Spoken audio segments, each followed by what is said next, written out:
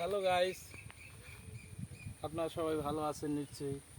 আমি ছোট একটি কাহিনী আপনাদের কাছে উপস্থাপনা করব। আমি একদিন খুলনা থেকে পিরিজপুর বাসে করে আসতেছি। হুট করিয়া বাসের মধ্যে আমার মুত আইয়ে বসে। কি আর করা, হেলপারে কানে কানে কইলাম, ভাইয়া মোরে একটু থামাইয়ে মুতুটা করিয়ে নেওয়া যায় নাকি, দেখেন দেখি আসুক, কারণ আমি কী করব। হেল্পার বললো সামনে জায়গা আছে, সামনে আপনার মুতু করার সিস্টেম করিয়ে দেব। সামনে যাইতে যাইতে অনেক দূর চলে গেছি, এদিক তো পেট ফুলগে ওঠে। কেন ওঠে হ্যাঁ তো আপনারা বলবেন, মুতের কারণ। এরকম এক পর্যায়ে করতে করতে রাস্তার পাশে বাসটা থামাইয়া মানে মুতু করতে গেছি। আমি নামকে মুতু করা শুরু করছি। আমার কাজটা মানু আর মানু যাইতেছে, কেন আসুকা আমি দাঁড়াইয়ে মুতু করতে আসি, কিন্তু মুতার আয় না।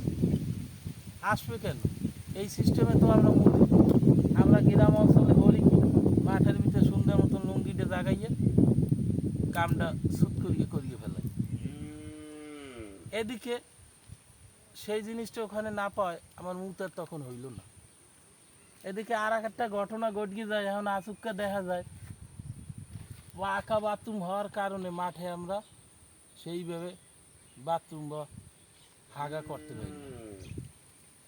এই টাট্টিগুলো যদি পাকা না হইতো, এই টাট্টি যদি মাঠে ঘাটে হইতো, তাহলে আসুককে আমরা কিন্তু এই কামটা করতে পারতাম। সুন্দর মতো বাতাস ছিল, লঙ্গিটা আসুককে জাগাইয়ে আমরা বইয়া বাতাস খাইতাম, আর গুনগুন গানের স্বরে আমরা কিন্তু হাগুটা করতে পারতাম।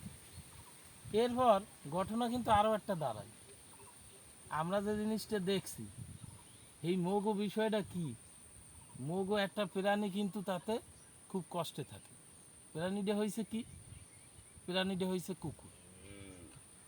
এই কত হাগু খাইয়ে কুকুরে বাঁচছে, কত ভালো ছিল। আজ কিন্তু এই হাগু থেকে বঞ্চিত হচ্ছে। এর কারণ কোথায়? পাকা বাথরুম। পাকা বাথরুম না থাকলে এই মাঠঘাটের হাগুডুক ওরা খাইতে পারতো সুন্দর মতো, কিন্তু তা আর পাচ্ছে না। দেখা যায় যে মাঠটা অপরিষ্কার হয়ে যেত, কোনো চিহ্ন ভিন্ন থাকতো না, কোনো সমস্যা হইতো না। আসুক্কা এই জিনিসগুলা এখন আর আমরা দেখছি না। আস্তে আস্তে উন্নত সমাজের জন্য এইগুলা থেকে তারা বঞ্চিত হচ্ছে, বা এইগুলো তারা পাচ্ছে না প্রাণীগুলোতে। সবাই ভালো থাকবেন। আমার ইউটিউব চ্যানেলটি লাইক, শেয়ার, কমেন্টস করবেন। ধন্যবাদ।